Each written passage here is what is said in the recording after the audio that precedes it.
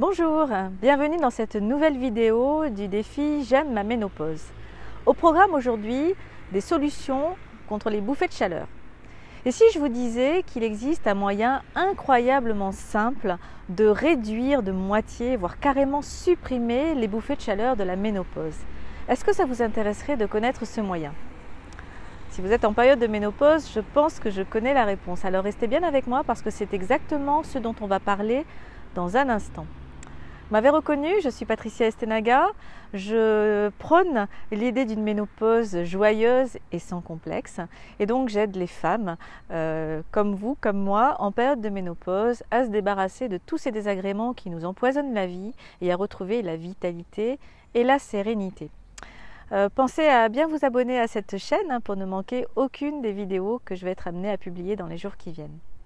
Alors ces bouffées de chaleur et ce moyen miraculeux. J'espère que vous avez de quoi prendre des notes parce que c'est très important ce que je vais vous dire. En fait non, je plaisante. Il n'y a pas besoin d'un stylo et d'une feuille de papier pour prendre des notes parce que vous allez voir que c'est extrêmement simple. Tellement simple que vous aurez probablement du mal à me croire. Eh bien ce moyen extraordinaire pour combattre les bouffées de chaleur, vous l'avez à votre portée, là, tout de suite, dans votre maison. Oula, qu'est-ce que c'est que ce bruit? Voilà, c'est l'église. Vous voyez, on est dans un village des Landes. Je continue ma vidéo. Ce moyen, il est à votre portée de main. Il est à volonté dans nos pays, on a de la chance. Et puis surtout, il est gratuit. Et ce moyen, c'est de boire de l'eau. Oui, simplement boire de l'eau va vous permettre d'une façon étonnamment efficace de réduire vos bouffées de chaleur. Moi, quand j'ai entendu ça la première fois, je me suis dit c'est une blague, c'est juste pas possible. Voilà, je me suis dit si c'était aussi simple, ça se saurait. Eh bien, comme je suis quand même quelqu'un de curieux, je peux être sceptique mais pas complètement buté, je me suis dit on va essayer, ça coûte rien.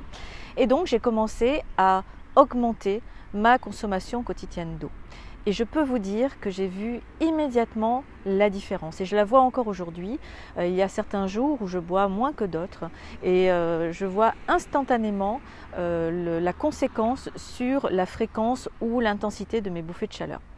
Donc, boire de l'eau, n'importe quelle eau, à ce stade-là, on ne va pas rentrer dans le débat de eau minérale ou eau du robinet, eau plate, eau gazeuse. On s'en moque, vous prenez celle que vous voulez, ce qui compte c'est de boire de l'eau. Alors j'ai dit de l'eau, pas des sodas, pas de la bière, pas de l'alcool, pas du café, etc. Ça peut être de l'eau nature ou si vous avez envie de varier un peu les plaisirs, de l'eau additionnée de quelques rondelles de citron ou du jus de citron, d'autres fruits, du concombre ou des feuilles de menthe, c'est excellent. Ça peut être également des tisanes, toutes les tisanes sont excellentes, ou bien du thé vert également que vous pouvez boire, consommer froid. Tout est bon à partir du moment où on est sur ce type de boisson. Alors bien évidemment, vous n'y allez pas comme de façon brutale avec votre corps, beaucoup de bienveillance vis-à-vis de vous-même. Il faut réhabituer progressivement votre organisme à boire de l'eau. Donc on ne va pas doubler du jour au lendemain notre consommation d'eau, on va y aller petit à petit pour respecter notre système urinaire qui va avoir un petit peu de mal à s'adapter. On augmente petit à petit les quantités d'eau consommées chaque jour. Alors voilà, est-ce que vous êtes prête à relever ce défi ? Dès demain, commencez votre journée en prenant un grand verre d'eau, alors nature ou avec un peu de citron, c'est vous qui voyez. Et puis la semaine prochaine, en plus de ce verre-là, vous en rajouterez peut-être un autre avant d'aller déjeuner, et puis peut-être encore un autre en milieu de matinée ou en milieu d'après-midi, etc., etc. C'est vous qui allez trouver la quantité d'eau qui convient à votre corps. On parle d'1,5 litre, ça c'est la consommation, on va dire conseillée habituellement.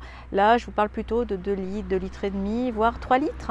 Mais encore une fois, c'est vous qui allez, plus exactement votre corps, qui va vous dire quelle est la quantité qui vous convient. Alors, je vous laisse essayer cette méthode toute simple. Bien sûr, je serais ravie de lire vos commentaires, vos résultats en dessous de cette vidéo, dans les commentaires. Venez me dire ce que ça a donné pour vous. Au passage, de nouveau, profitez-en pour vous abonner à cette chaîne, pour liker si vous l'avez aimé, pour partager auprès de vos amis.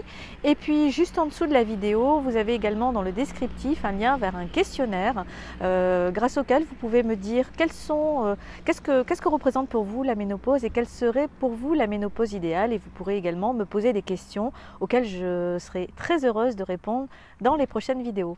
Voilà, vidéo un petit peu longue, mais je pense que c'était intéressant pour vous de connaître ce moyen ultra simple. Je vous laisse tester et me raconter par la suite. Je vous souhaite une très bonne journée, je vous dis à très vite. Au revoir.